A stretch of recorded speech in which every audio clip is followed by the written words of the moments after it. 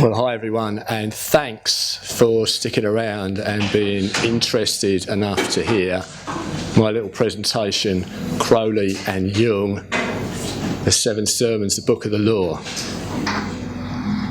Now, all of this material, or the basis of it, because this presentation is kind of in 2 parts, all of the first part of this material is drawn from my book, Aleister Crowley and the Aeon of Horus.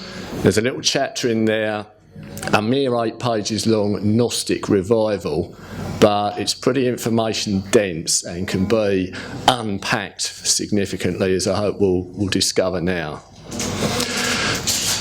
So there's a story that I would imagine everybody in this room pretty much knows the basics of.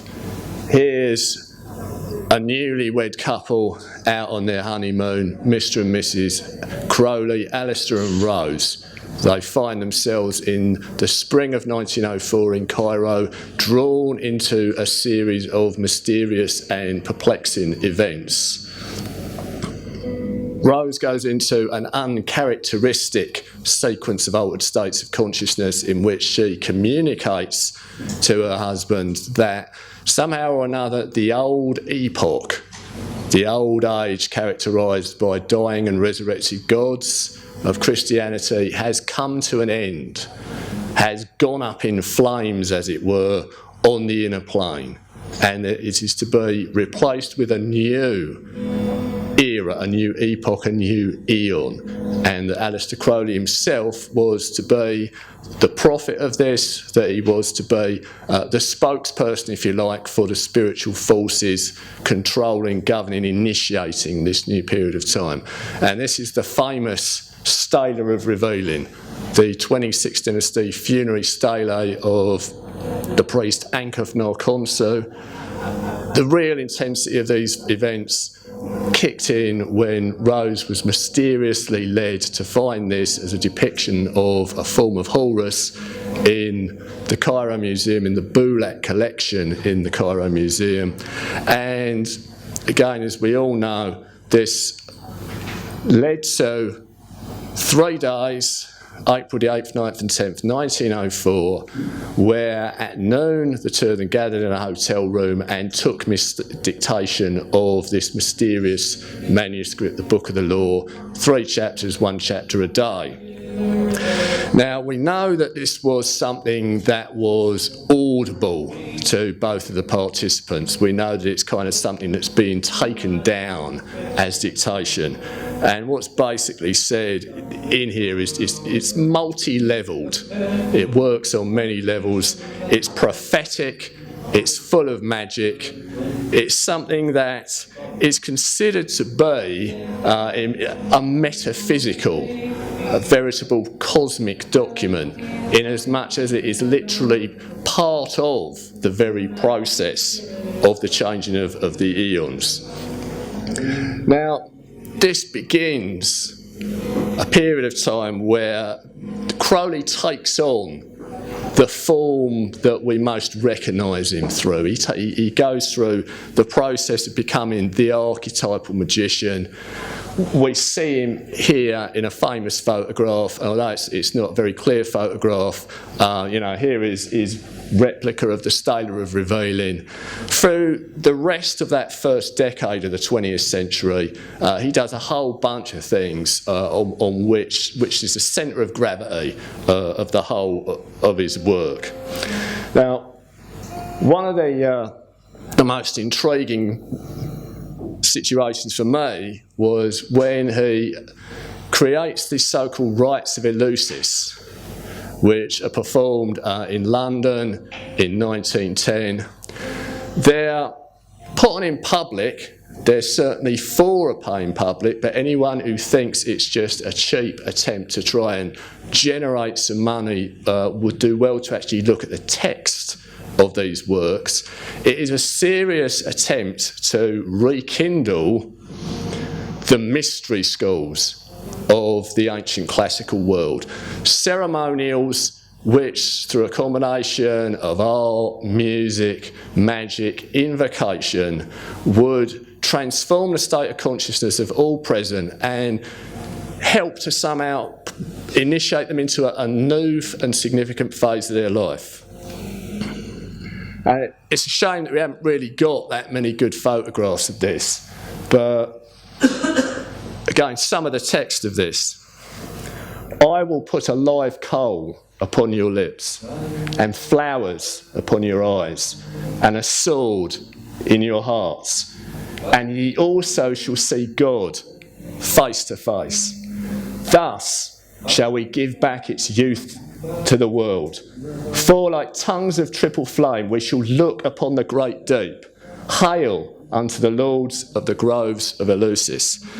And here's Layla Waddle. I felt when Geraldine was talking yesterday, certainly Rose and Leah are the most important of the Scarlet Women, but I've always had a certain sense that perhaps Crowley's greatest creative phase was when he was interacting with her and Victor Neuburg.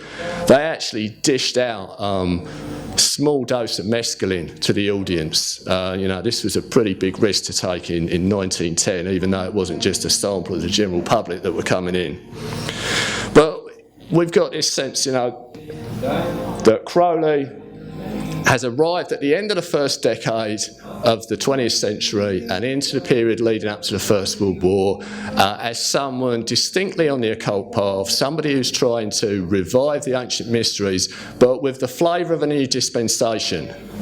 This is very much Crowley's work, and whatever happens after that, it remains a fleshing out of that original intention. So we've got this huge claim, an entire epoch of civilization has changed, and we're entering into a new period of time, and Crowley has expressed this in various forms that are quite distinct. If that really is the case, then surely some of the other great sensitives, some of the other great thinkers of the 20th century would in some way understand that themselves and would express something of the same quality, something that we would recognise and be able to say, aha, this is surely another kind of version of essentially the same thing coming from the same source. So if anyone should be looked to for a few little clues here, then surely it's Carl Gustav Jung. We're seeing him here in his wise old man guise. And is a person who, more than anyone else, if we have this idea of the archetypes of the collective unconscious, it's assuredly come through his work.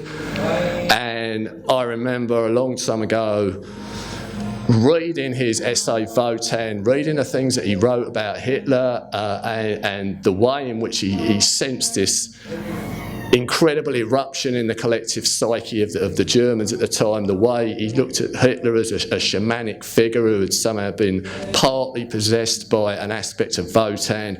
All of this stuff really set my head on fire and made a lot more sense to me than the historians I was reading at the time. So surely such a man would have in some way intuited the stirrings of what Crowley called the Aeon of Horus.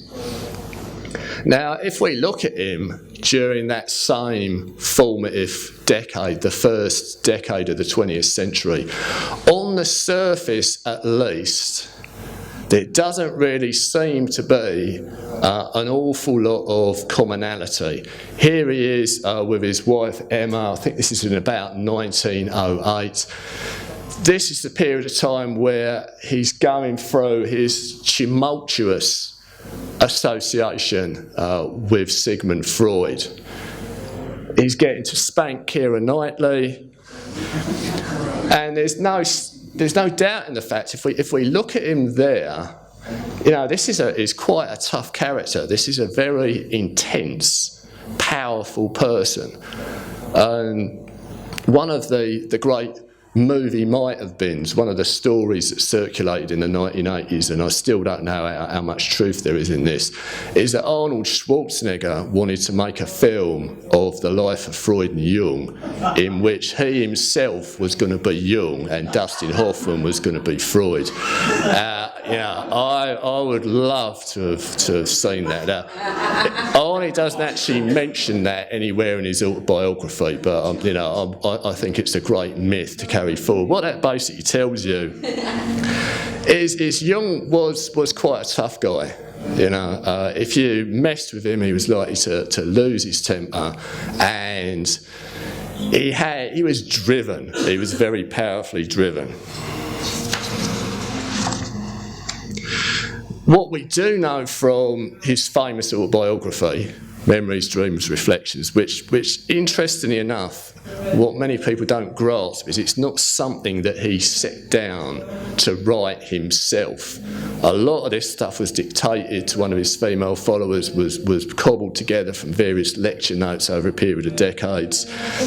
But we do know that in November 1913, he began his famous confrontation with the unconscious, where he allowed himself to descend into this extraordinary visionary state. Now, it's worth noting here, I think, especially being as I'm following on from Julian here, that without doubt, I would be willing to believe that a lot of the biblical prophets were doing some hallucinogens and a few things like that. But there are people who have a genuine natural capacity for the most astounding visionary experiences. A lot of them are women, but there's no question about the fact that Jung himself was such a character. There are no indications that he was experimenting with psychedelic drugs, unlike Crowley, who at the same time was experimenting with mescaline. And these visions, some of them seem prophetic of the coming First World War. There are mythological figures. We're very fortunate that Jung had enough artistic ability to record a number of these things, and that they found their way into the legendary Red Book. It's kind of intriguing that the way it's been published, it does kind of resemble, although I'm sure there's absolutely no conscious intent there at all, the usual way the Book of the Law is presented. This only really surfaced, I think, within the last 5 years, although people knew about it as this incredible document of all of these experiences that he underwent, that were all pretty much coterminous with the production of his first really major work. This is an English edition of the Psychology of the Unconscious that came out in 1916, but the original German version had come out in 1912. The stuff that was in it really kind of helped initiate the break with Freud. So he's going into a mythic zone, we know that much. You can study all this stuff for quite a long time and still not get to what, to me, is the most interesting side of the whole thing. About 20 years ago, I first came across this volume, and after I read it, basically my head was just a smoking ruin, and nothing was ever quite the same for me again. What we got here, this is actually Jung and his family in 1918. It's just a couple of years out. We're going to be talking about something that happened in 1916, but this gives you an idea, roughly, of where they're at that time. They're a family group, there's kids and all the rest of it. In the midst of all this Red Book activity, there's a very singular episode, because during, it may be the summer 1916, it may be early 1917, I've seen some different dates given here, but Jung has an experience which we've got to say is very interestingly similar to Crowley and Rose and the Book of the Law. It starts off with a whole bunch of weirdness in the family home, and this is why I've made a point of putting a family portrait up here. Jung's children have strange dreams of angels and demons. The house seems to be filled up with ghosts, and in fact, Jung recalls that the air was thick with spirits, and they had one of these old-fashioned doorbells, and it starts ringing by itself, and it's quite clear that there's nobody outside.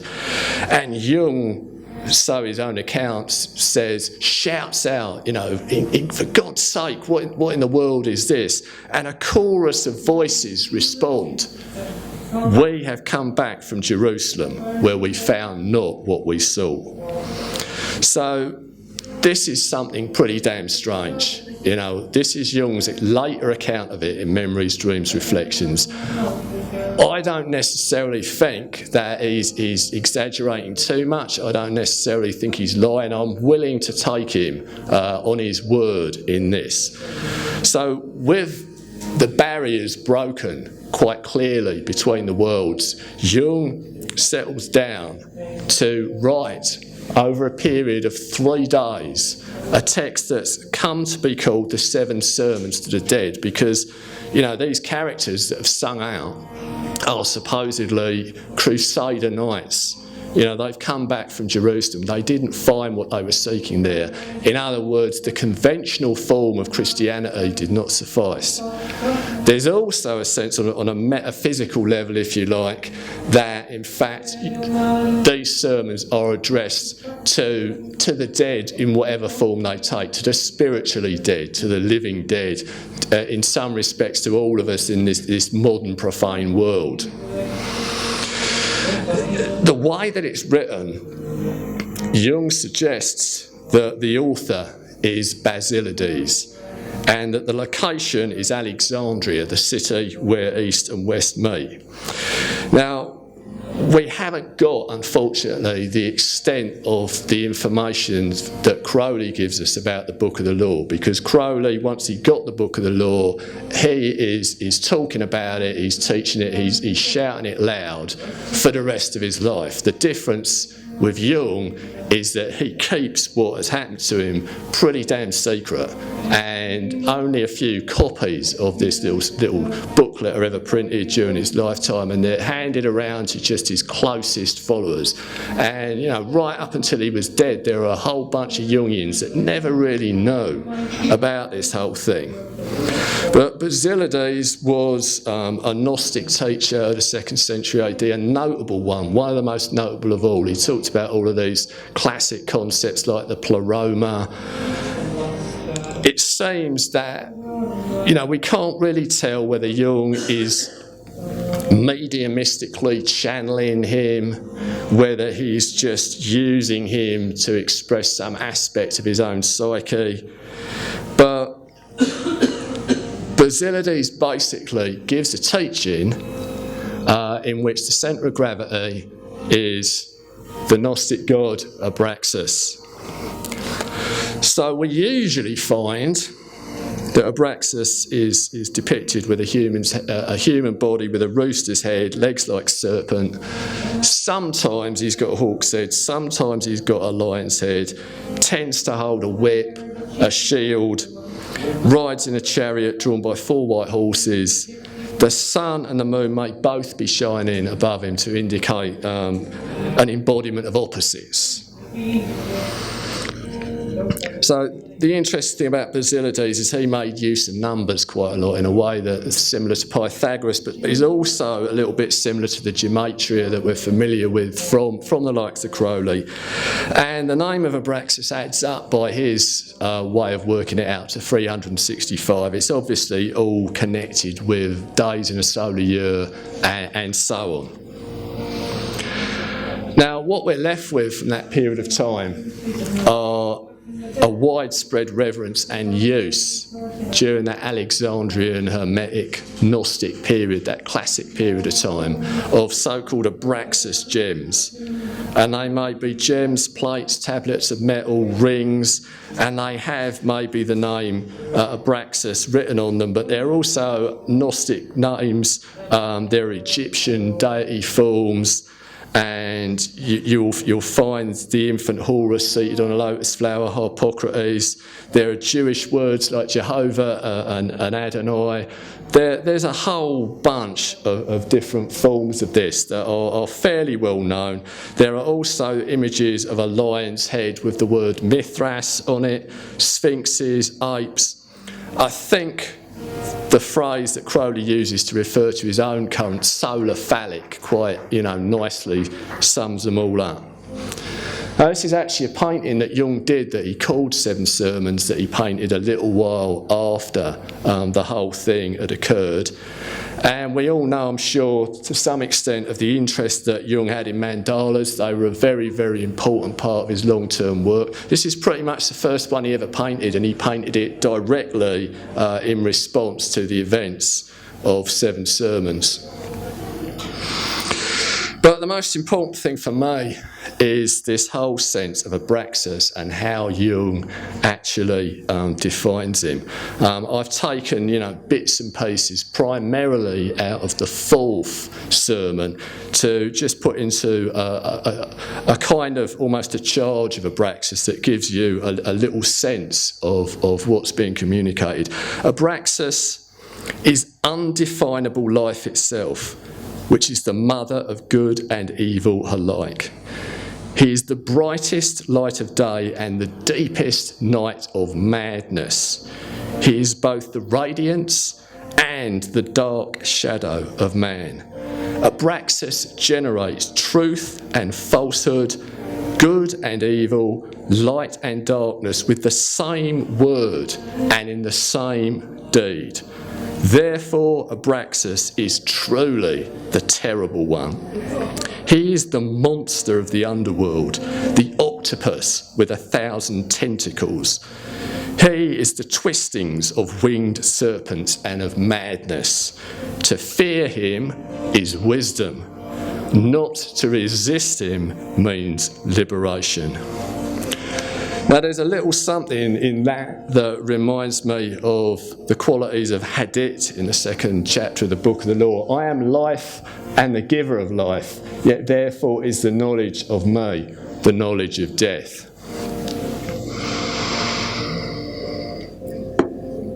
Now, what was Jung, the so-called psychologist, doing having an extraordinary episode like this? Now, it's really only with the publication of this book, Richard Knowles' Aryan Christ, back in the 90s, a book which, by the way, got significant boos and hisses from the Jungian community. I've read it a couple of times. There's a lot of negative material about Jung in here. It hasn't made the slightest bit of difference to me and my appreciation of Jung and what he's all about. And indeed, I've simply found in there what I consider the nugget, which has helped me all the further in my own appreciation. Abraxas, didn't exactly arrive unheralded. We've got to have this context of what's going on in Jung's life. Because in this process of the confrontation with the unconscious, quite early on, a few years before the Abraxas event, Jung encounters this being that he calls Philemon, who becomes very, very important to him throughout the whole course of his life. And he refers to him in Memories, Dreams, Reflections as an impressive white-bearded robed sage with multicoloured kingfisher wings, having an Egypto-Hellenistic atmosphere with a Gnostic coloration.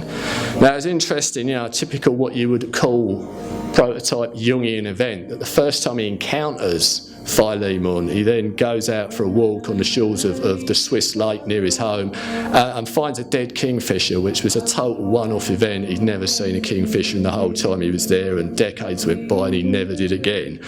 So there was the sense of something deep manifesting externally and drawing attention towards itself, saying, pay attention to me, this is important.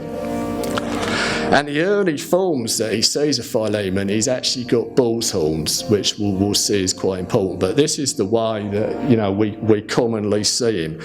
And Philemon becomes a kind of guru to Jung. He becomes what occultists might call an inner plane contact. He embodies the wise old man aspect of his psyche and helps him through this period of time that was a virtual psychosis. But he serves as a conduit for the incoming Basilides Abraxas transmission. And in this respect, it's quite interesting to sort of place him alongside Iwas in terms of the function that he actually holds. stuff happened to Jung in 1913 that was absolutely, very, very serious indeed. And there's no question that what he was reading about at the time had a profound effect on him. He was very much interested in the cult of Mithras as it was understood at that time. The leading authority was Franz Cumont. Now, in this day and age, a lot of what Cumont has to say about Mithras is kind of called into doubt, superseded by more interesting material. But the main thing is that the successful time, the period of his cult, derives from that Alexandrian Gnostic period where you've just got a whole bunch of deity forms that are all blurring and blending together. You've got Eon, for example, and the figure on the right is standing within a big wheel of the zodiac, so you can see that Eon is very much related to periods of time. And very much in the same zone is Harpocrates. There's an obviously Egyptian-styled version of this youthful Horus, and then a more Greco-Roman from the same period of time. The one on the left, that's a hybrid of Harpocrates and Eros, which gives you a sense of the extent to which everything was blurring and blending. And our old mate Athanasius Kircher got a name check earlier on. The image on the far right there, that's come from him. That's a form of the infant Harpocrates, which shows how these deity forms survived all the way through the Middle Ages into the Renaissance, at least amongst, a few people with unusual interests and tastes. And of course, we're getting into familiar territory here. Now, you're not really going to be able to see this properly, I don't think, but the slide on the left, that is actually what you'd call an Abraxas gem. But what it's actually depicting is that figure in profile of the youthful Harpocrates sitting on a lotus flower, making the gesture of silence.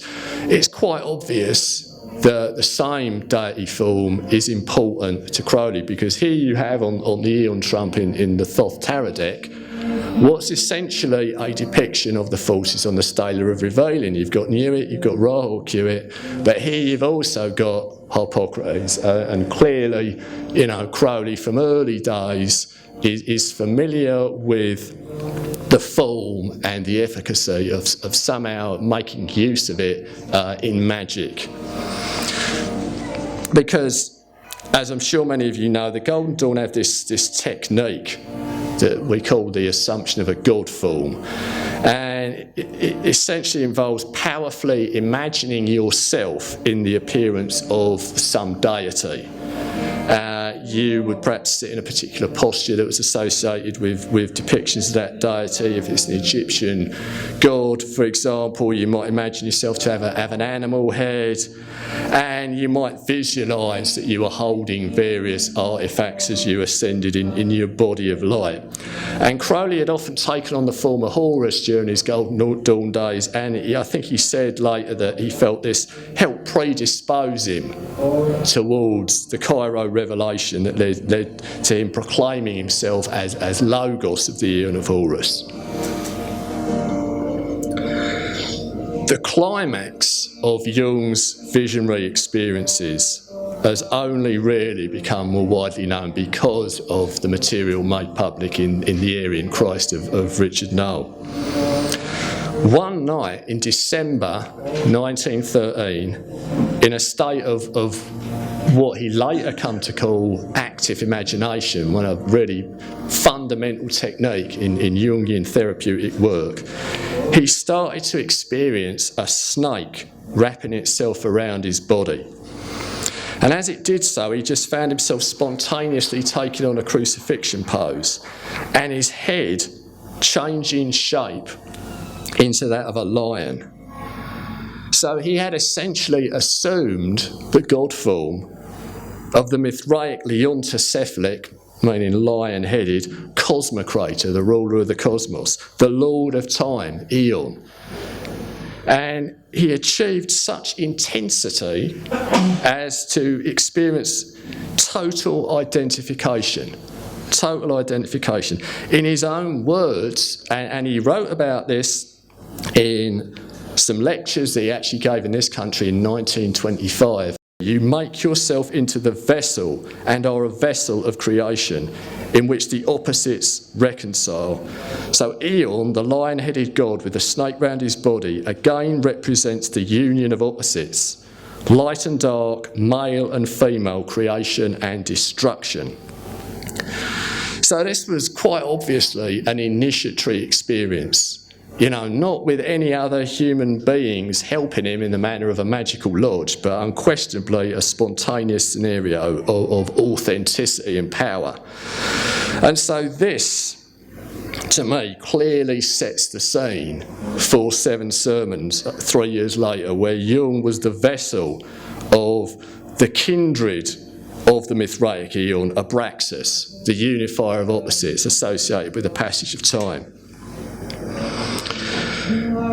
So remember, at the time of the reception of the Book of the Law, Crowley has said that the old world has been destroyed by fire, at least on the inner planes. Now, in the ancient world, some Stoic philosophers considered to have been heavily influential on the Roman form of Mithraism, expounded a concept called ekpyrosis.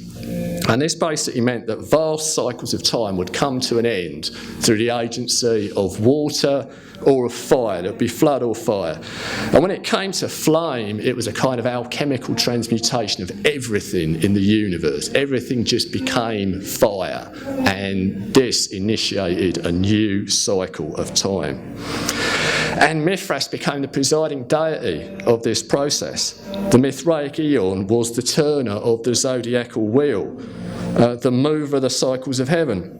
Now, I tend to feel that the Cambridge-educated, classically literate Crowley may well have had the concept of ekpyrosis somewhere in the back of his mental filing cabinet in 1904. He obviously readily used the term eon for a cycle of time.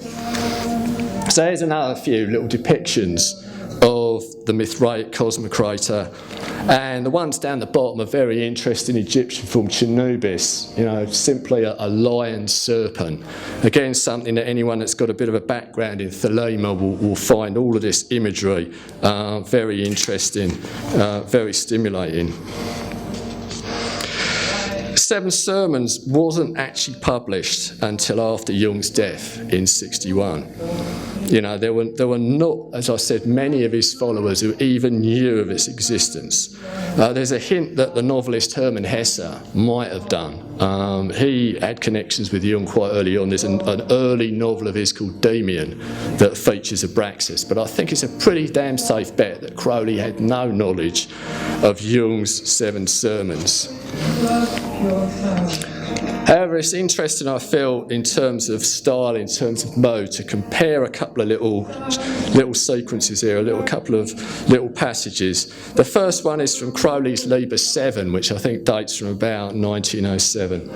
"O all ye toads and cats, rejoice. Ye slimy things, come hither. Dance, dance to the Lord our God." And here's Jung in 1916, talking about Abraxas. "He is the lord of toads and frogs, who live in water and come out unto the land, and who sing together at high noon and at midnight." You know, I find all of this carries a very similar kind of mode and comes from a similar space of inspiration. Let's not forget the Order of the Golden Dawn's full title that they gave themselves was the Hermetic Order of the Golden Dawn. And they had roots, really, in Alexandria that were as strong as Basilides. And some of the members, obviously Crowley one of them, were quite enthusiastic students of mystery cults as Gnosticism. The most magically significant example of all of this is the mileage got from an obscure mid-19th century academic work, fragment of a Greco-Egyptian work upon magic from a papyrus in the British Museum by Charles Wycliffe Goodwin. And it features a famous invocation of the Headless One. So the Golden Dawn chief, MacGregor Mavers, he had made use of it as a general preliminary invocation in a translation he made of the Lesser Key of Solomon, which becomes very well known in the order and right the way through, the whole of the Western magical community ever since. And it features this sequence of what's become known to magicians as barbarous names of evocation, weird, seemingly meaningless words that carry a feeling of some archaic strata of humanity's religious consciousness. And part of their effectiveness may stem from their very unintelligibility, but there are perhaps others who would avow that, amongst all the medieval theatrics, there may lie authentic fragments from a history that goes back to Alexandria and even beyond. If you call out with heightened emotion to weird deities, they may turn up even if you don't realise that's actually what you're doing. So there has been a certain amount of government health warning attached to this material. Kenneth Grant, in The Magical Revival, explains it this way. The Headless One was a name given by the Gnostics to the sun in Amenti, i.e. the light in the underworld. In other words, the Headless One typified the hidden God submerged below the horizon in terms of psychology, the subconsciousness, the subliminal will. So Crowley adjusted the translation from headless to bornless to indicate the fact that the true will is subject to neither birth nor death. Its vehicles alone are subject to these twin phases of activity in the phenomenal world. The invocation of the bornless one, therefore, forms the practical basis for contacting the most hidden of all gods or daemons, the holy guardian angel. And it begins, famously, Thee I invoke, the bornless one, Thee that didst create the earth and the heavens, Thee that didst create the night and the day, Thee that didst create the darkness and the light. Now, Crowley's adaptation of this famously found its final form as Liber in magic.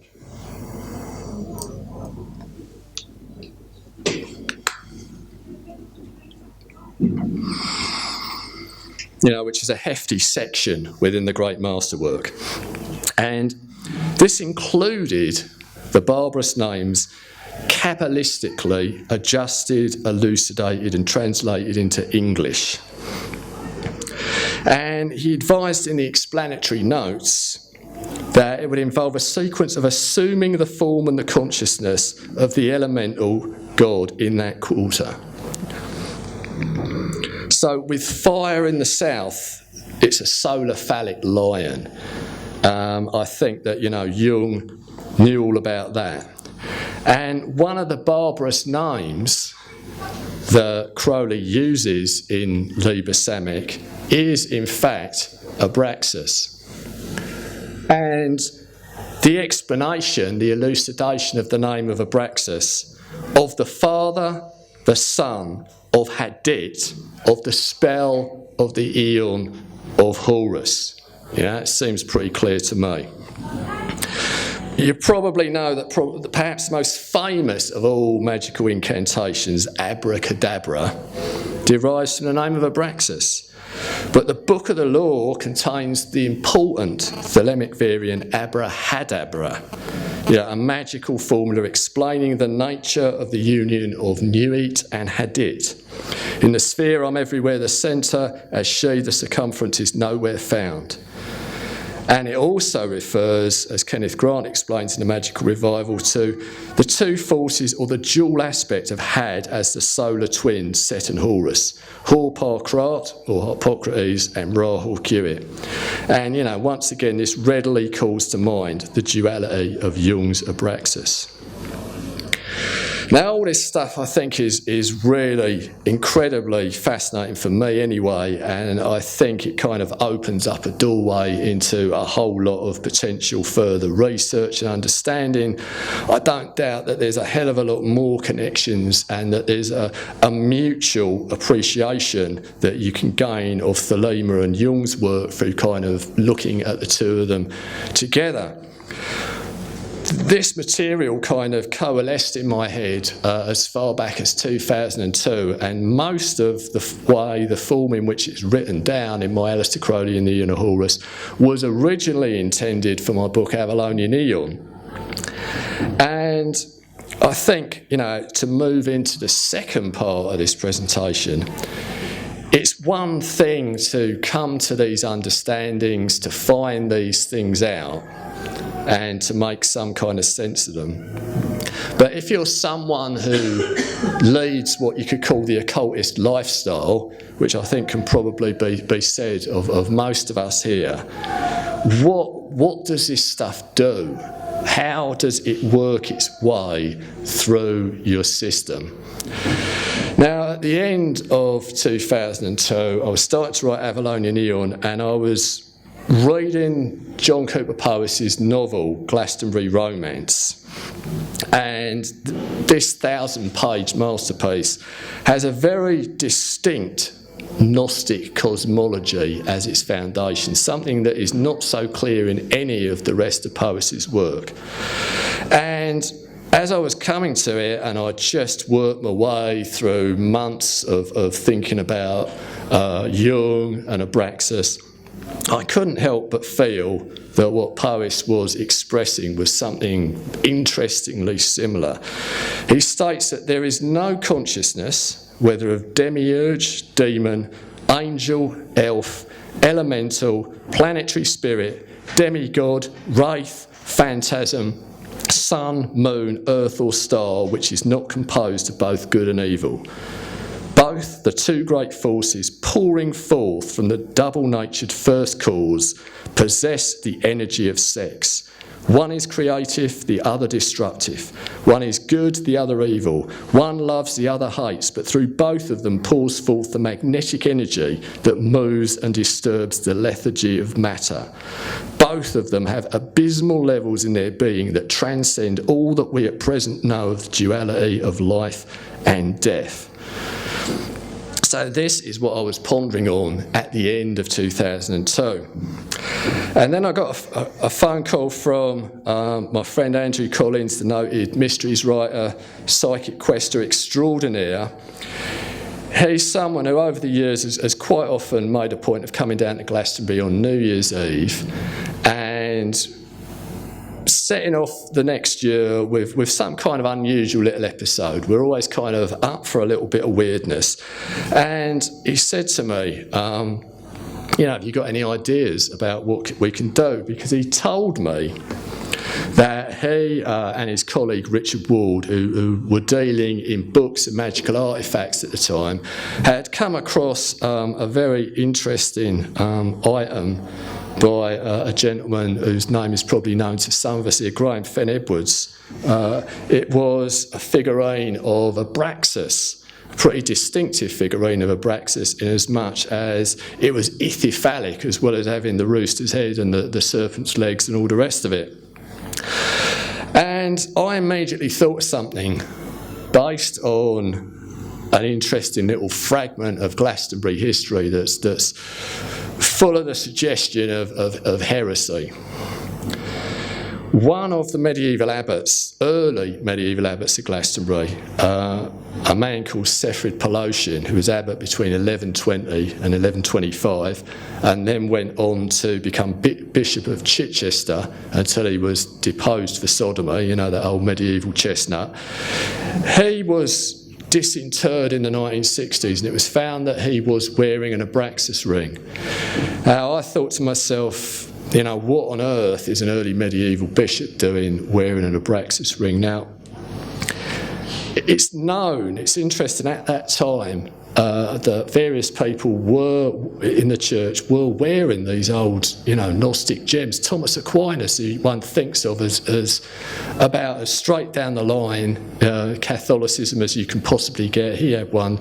There was a story that one of the popes at the time had one of these Gnostic rings, and the folklore was that there was a demon that lived in it, and each night this demon would come out on the papal bed and have sex with the Pope, which is a pretty great story. I don't know if the current Pope, who is looking a bit knackered, is still indulging in that kind of activity. It'd be nice to think that he does.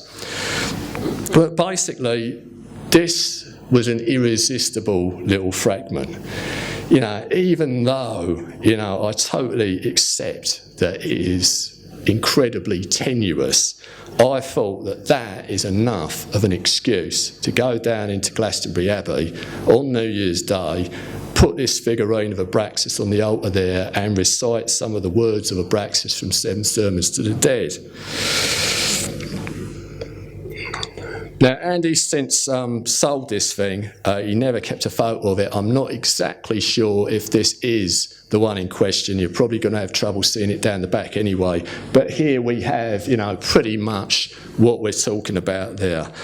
And I think you have to appreciate that an adventure like this is fraught with peril, bearing in mind that on New Year's Day in Glastonbury Abbey there's quite a lot of people about.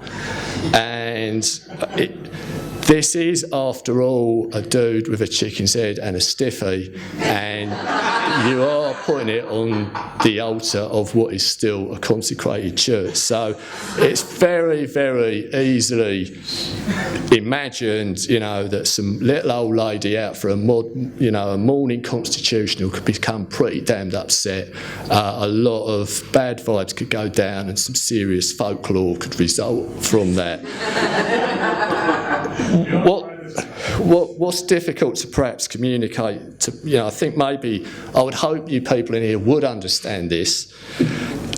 I was not doing something with any conscious sense of what people might call blasphemy, what was in any way hostile to Christianity at all. I was obviously coming from a space of profound heresy, most certainly, and that distinction would not be grasped by any irate people at the time. Look, I'm not being blasphemous, I'm just being heretical. That's still enough to get you burned in the early Middle Ages. But I also, as a long-term resident of Glastonbury, as a long-term season ticket holder of Glastonbury Abbey, I believe there are spiritual forces in there. I do believe in the collective intelligence called the Company of Avalon. I was quite convinced that if we were seriously on a wrong 'un, and this was a real nasty, not good thing to do, that things could easily be manoeuvred into place that would just shift me away and stop it from happening.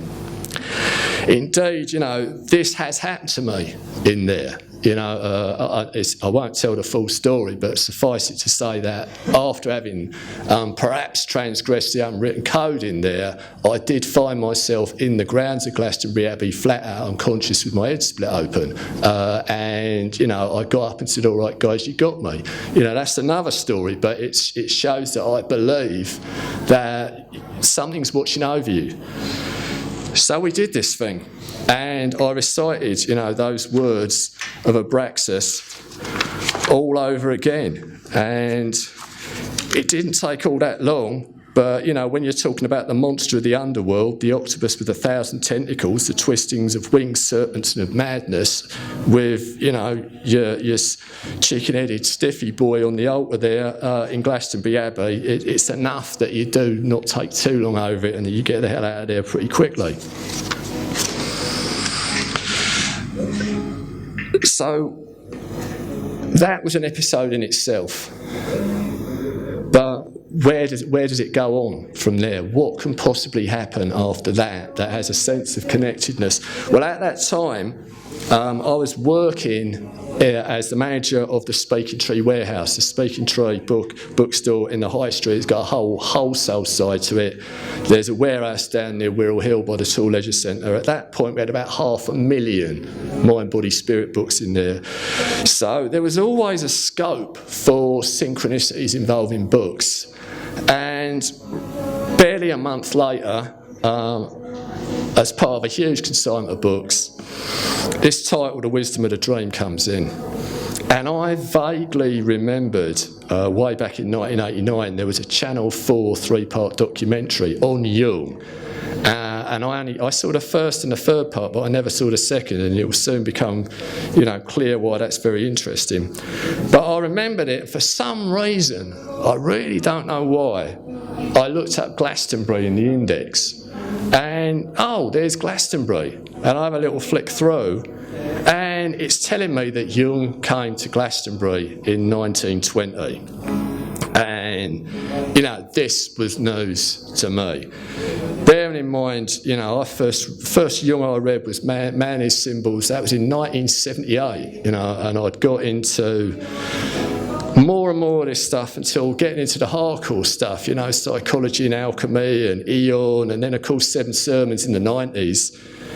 But I had no idea in 25 years of being into Jung that Jung had come to Glastonbury. But what I found very frustrating was when I tried to go into more detail with this, when I looked at big biographies of Jung and anything I could find on the subject, it was very, very vague. I knew that it was clear he'd come to Britain, that he'd been to Cornwall, but actually nailing it to him coming to Glastonbury,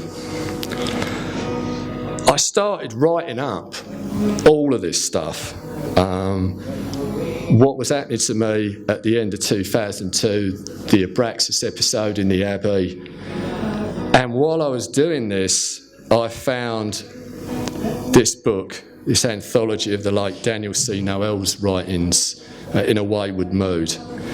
And there's a chapter in there called Soul and Earth, Travelling with Jung Towards an Archetypal Ecology, Glastonbury, 1939. And it tells how Jung and his wife Emma came to this country and were taken by a chap generally known as Peter Baines. His full name is Helton Godwin Baines, but he's generally known as Peter. He was quite an extraordinary guy. He was an early champion of Jung, helped translate a lot of his stuff into English. And his wife at the time, Anne, they went on this tour. They took the Jungs on a tour. They went to Silbury Hill, they went to Avebury, they saw the Kernabas giant, and, if I could have the next slide, they stayed at this place, Copper Beach in Glastonbury. That's, if you can see, there's a wall directly to the right of it. That's the Catholic Church. It's right next to the Catholic Church, directly opposite from the Abbey. This is the time that Jung's wife is starting to get heavily into the Grail. They go to Glastonbury Abbey. So I discover, that basically, it's an absolute odds-on bet they went downstairs into what we generally call the Mary Chapel.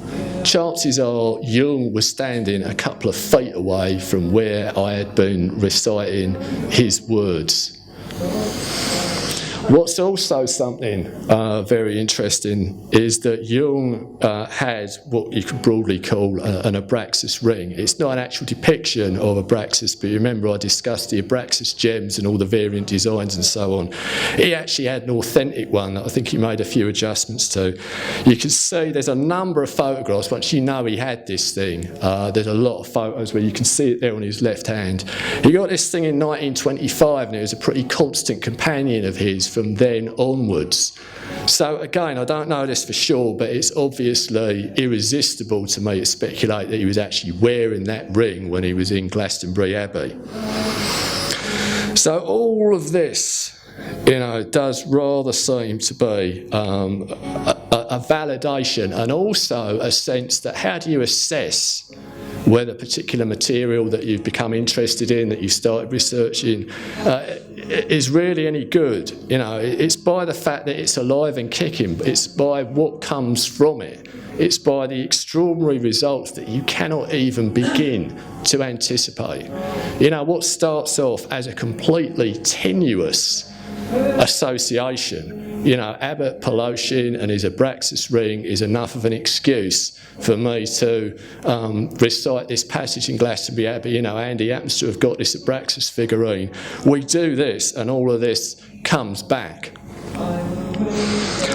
Now, Now, obviously, I've spoken about this story. I think I spoke about it in Gordon's Room Soup interview, but this is actually the first time that I've ever told this story in Glastonbury itself. Now, in terms of, again, what's live magic? How do these things show that they are actually up and running and that something very mysteriously is unfolding? I didn't choose the date of this conference, but today, as the 5th of October, has been as my birthday as the 5th of April. This is exactly halfway through my solar year. So I'm standing here affirming to you, I think we've gone right forward there. I'm standing here affirming to you that I've, carried out this arch heretical act involving Abraxas in Glastonbury Abbey. I'm wanting to get on to 49 and 50 after you and the Abraxas ring there. Yeah, that's it. No, look, after that one, yeah. A couple of weeks ago, I'm on the mailing list of Glastonbury Abbey, and we see that they're running this evening in a few weeks' time with featuring a Henry VIII impersonator in full costume, who's going to be, it's advertised as very amusing and interesting. Now, some of you, of course, will a little bit of knowledge of local history will know that Henry's primarily responsible for the ruinous state of the Abbey and for setting in motion some fairly atrocious events. So I wrote a letter to the editor of the Central Somerset Gazette, our main local newspaper, on Monday of the week just gone. Now, on Tuesday, Seth discovered that he'd got to change the venue and that we were going to be in here. Now, on Thursday, the Central Somerset Gazette, they hadn't actually told me, but they ran this story. So there are some pretty extensive quotes from me in here. Henry was the man primarily responsible for the ruinous state of the Abbey. His dissolution of the monasteries was carried out with needless brutality and stupidity here. His hit squad framed the abbot, an old man, on blatantly false charges and essentially murdered him and two of his colleagues in an appalling manner on the tour, in a scenario that Geoffrey Ashe has plausibly speculated was a blasphemous parody of the crucifixion. And this next paragraph actually got quote of the week on their inside cover. This event was the most traumatic in Glastonbury's recorded history and is still considered by many in the town to be an unhealed wound. How on earth can the people who thought of this event and went on to organise it not have realised how potentially offensive it might be? So I already knew, when Seth told me about the change of venue, when I saw this, some of you can see where we're going with this. I knew that I was going to be standing here giving this presentation with Henry VIII, big time, looking on at me. So what's going on here? Here I am. On the one hand, I am quite joyfully proclaiming this heresy. I'm quite joyfully proclaiming this gnosis of Abraxas, this total underground current of powerful, transformational, disruptive and terrifying energy. I'm doing this in Glastonbury Abbey and I'm public on it, right here, right now, at the same time that I am the champion, because no one else in Glastonbury, I'm the one that stuck their head above the parapet and has run with this. I'm the one making all the noise about it. The champion of the whole history of the place, of the Abbey, of what happened to Whiting, of how we need a memorial to him, of all the traditions and all the history of everything. All of that is happening at the same time. Now, of course, on the surface, it appears to be a bit of a goddamn contradiction. It appears to be a rather colossal set of opposites. But hello, what have I just been talking about in terms of the gnosis of Abraxas? There's something in terms of what is your true will? How are you manifesting the style that you really are? All of these apparently external events are not in my conscious control. I didn't choose the date of this conference. I didn't choose when the Abbey would be putting on this event. I didn't choose that the venue would be changed at the last minute. None of these things were under my conscious control, but in a wonderfully Jungian way, quite clearly, that affirms what Jung called the individuation process, which is something that he first properly talks about in 7 Sermons in the Red Book, and also the sense of the star that you truly are and the true will. You know, this is something that quite clearly is happening now. So when it comes to these conferences, you know, when it comes to what happens when people such as ourselves all gather together, it's not just a case of, you know, ideas and information. There is potentially something really powerful, really mysterious, really transformative at work. I have no idea what happens next. Of course I don't. But I think it's a safe bet that in another 10 years' time, there is going to be something that I can put as a very, very powerful addendum to that. So with that affirmation of an undercurrent in Glastonbury of real magic, not the kind of thing that necessarily you encounter on the high street and as the obvious mythology of this place, on that basis of the fact that there is something very strange working its way through this town, working its way through the people, working through historical events. You know, I leave all this for you to mull over, but it's also worth saying, you know, by way of a conclusion, Jung's sense of Abraxas, the terrible one, is undoubtedly that of what the Gnostics call the demiurge. This is the architect of earthly events, of conditional existence, and in the Gnostic mythologies, you often find that the demiurge is kind of been separated from the original wisdom, Sophia. Actually, in the Red Book, there is an extended passage where Jung is writing about Sophia and about the fact that Abraxas is kind of alienated from her, and that in fact, you know, the will, wisdom, we can maybe even use the word redemption, is beyond that gnosis of Abraxas, you know, the fullness of the pleroma and so on, which can't be talked about when it comes to the 7 Sermons, nonetheless can reside in that space, which I consider to be very coterminous with Crowley's mysticism with New Age. So I hope I've given you a little bit of stuff to think about and mull over there, and thank you for listening, and I think we've probably got a little bit of time for some Q&A if anybody's up for it, but thank you everybody.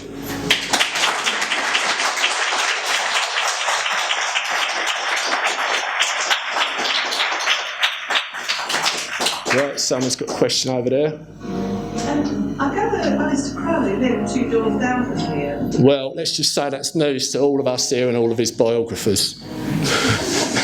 I have heard stories about Crowley coming here. I've never seen anything that I would consider to be authentic verification of that. I mean, what have you heard? Where have you got that from? I was manager of the Galatea next door, where the illness lies, and it's still like that. So typically, we talked about conference. And she said, oh, Alice Crowley lived up here, and the ghost of his assistant keeps haunting their kitchen. Well, a lady called Alice. So I said, not wanting to be too judgmental, but I will classify that as bollocks. And then he did his cards, or drew his cards. I've also heard that Crowley came here, and that the version that I heard 20 years ago was that he'd met up with Lady Frida Harris here, and that the Thoth tarot deck Sun card was inspired by Glastonbury. Now, although I don't believe a word of that, what I then went on to do myself in recent years was I got local artist Yuri Leach to paint a Glastonbury version of the Thoth Sun card, which many of you may have seen on Facebook. So I kind of semi-made that real, but I've heard these stories. I know there's one guy in town, Alan Royce. Some of this started from him. I've been quite clear with him. Look, this is all rubbish in it, and he knows it is. There's somebody wrote a biography of Alice Buckton associated with the Chalice Well, and she confidently stated that Aleister Crowley used to regularly visit here. Again, it's news to me. I wrote to Kenneth Grant in 2000 because Kenneth Grant had been present when Dion Fortune and Aleister Crowley met. You know, he'd actually gone down to the train station and picked up Dion Fortune and brought her back to Crowley. Bearing in mind Dion Fortune, very strong association with Glastonbury, written a book about Glastonbury, you would have thought that there might have been a little bit of a conversation about it. I was intrigued, I thought to myself, surely Crowley, traveller that he was, a man who believes Edward Kelly to have been his past life, and Kelly associated with John Dee in the story of finding alchemical, material in the ruins of Glastonbury Abbey, surely he would have come here.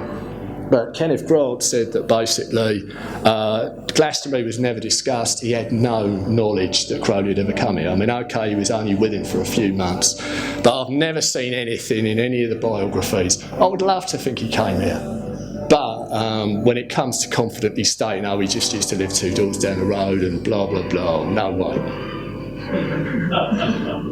So, did Freud or did Jung and Crowley ever meet?